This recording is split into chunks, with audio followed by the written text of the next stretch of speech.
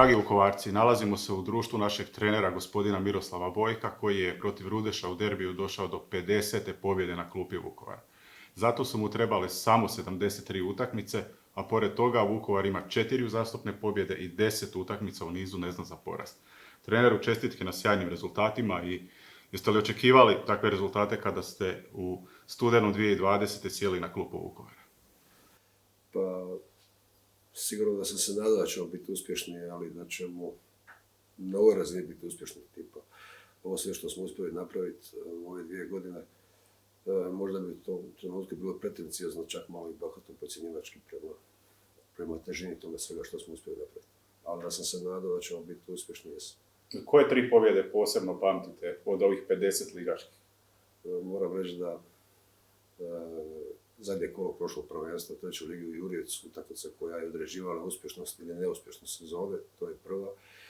Isto tako 2 kvalifikacijske, to su utakmice koje su određivali blisku budućnost kluba, gdje smo obje uspjeli dobiti ući u drugu ligu, da nismo ostali u ligu ispod. Mogu reći da ova protiv Rudeša isto spada u tu neku kategoriju i to je to. Uoči sezone ciljalo se na mirnu plovidbu drugom ligom, čak se i pričalo o borbi za opstanak u nekim koloarima. Jeste li vi ipak u sebi znali da ova momčad može i puno više od toga? Moram reći da u startu sezone to je bio osnovni cilj kluba, isto tako moje razmišljanje da u svakoj utakmici pokažemo da smo konkurentni, da kroz te utakmice i kroz poslije rezultate da ekipa raste u samopouzdanju, u kvaliteti. Samo sa treningom, a bez utakmica na toj razini jako je teško dostići kvalitetu nekog razine iznad. Upravo smo to i napravili, nije slučajno da smo u jesen imali 9 neriješenih i 5 pobjeda. Sa našim stilom igre smo se prilagođavali trenutnim mogućnostima ekipe, uspjeli biti konkurentni u svim utakmicama. Kako smo rasli, tako smo mijenjali stil igre, tražili sve više pobjeda. Isto tako moram reći da što se tiče igračkog kadra, da u startu prvenstva, tamo u 7. mjesecu prošle godine, imali smo Muste Dalagića koji nije bio u ovom stanju, nismo imali Mihaljevića, nismo imali kapitanija Sakonea, Rugaševića, Torlesa Knola, tako da u ovom trenutku smo igrački dosta jači nego u startu prvenstva. Igrači su vam skandirali nakon pobjede protiv Rudeša. Kako biste opisali atmosferu i koliko vam to znači kao trener? Znači mi da dečki s kojima svakodnevno radim, da cijene taj moj dio u našem zajedničkom poslu. Isto tako atmosfera je u ekipi vrhunska i to je jedan od preduvjeta da su dečki karakterni, da se svaki od njih daje za interes ekipe i da svako od nas ko sudjeluje u tome da mu je prvi cilj interes ekipe, a nakon toga osobni interes.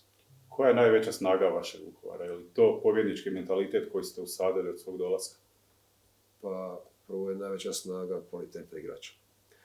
Kvaliteta igrača, to su dečki koji, oni su ti na terenu koji svako od tih utakmica igraju, pobjeđuju. Isto tako, taj pobjednički mentalitet smo vrlo brzo uspjeli usaditi u 3. ligi. U ovoj prvoj polusezoni kad smo stizali Belišće Marsovne, imali smo 14 pobjeda, 3 nerešene. Sa dolaskom u ovu ligu, mogu reći 2 ranga iznad. U jesenskom dijelu se vidio malo nedostatak samopouzdanja, gdje igrači nisu bili sigurni u svoje mogućnosti u ovoj ligi.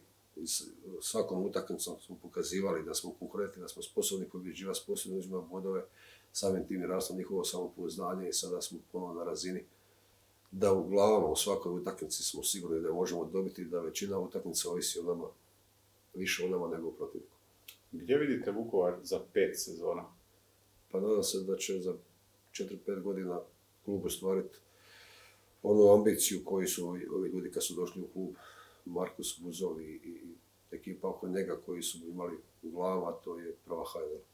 Što je osnovni cilj ove sezone, s obzirom da klub nije zatražio licencu zbog infrastrukturnih nedostataka? Pa vidim da se podigla medijska možda. Zašto nismo zatražili licencu? Normalno da bi nama bio još veći motiv svima nama koji smo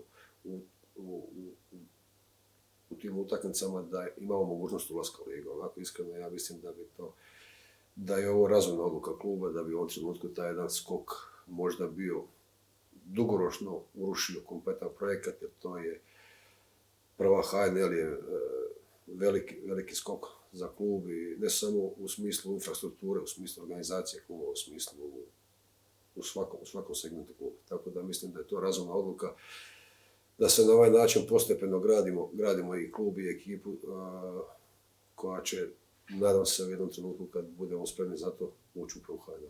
Jesu li vam ovo najdraži trenuci trenerske karijere?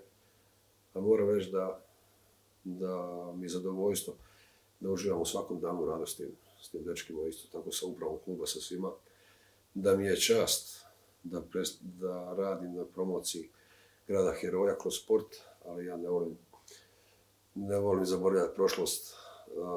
Moj mandat u Dugom Polju 3 godine, isto sam uživao u svakom danu. Moj mandat, 2 mandata u Cibali, jedan ulazak Cibali u drugu ligu 2016. godine, kad sam ja sudjelovao kao trener u 21 utakmici, nisam završio prvenstvo, ne zbog rezultata, sad ne pričam o tome, uglavnom dosta sam sudjelovao u toj sezoni ulasku u Cibali u prvu ligi, tako da skandiranje ultrasa na utakmici kad Cibali osvirao ulazak, a ja više nisam trener, doček bivših igrača, sigurno nešto što je za sada probudilo moje najveće emocije. Kad smo već kod publike, kako komentirate vukovarsku publiku koja se u sve većem broju skuplja na domaćim utakmicama?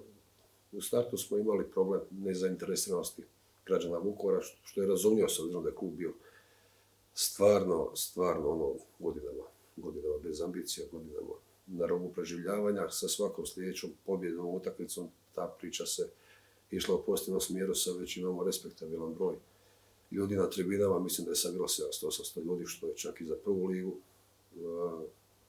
dobra brojka. Osjećamo podršku na svakom koraku i nadam se da donosimo svi zajedno malo radosti u građanima ovog grada. U subotu Vukovar dočekuje Solin. Možemo li do 5. uzastopne pobjede? Pa možemo, u svakoj utakmici možemo do pobjede.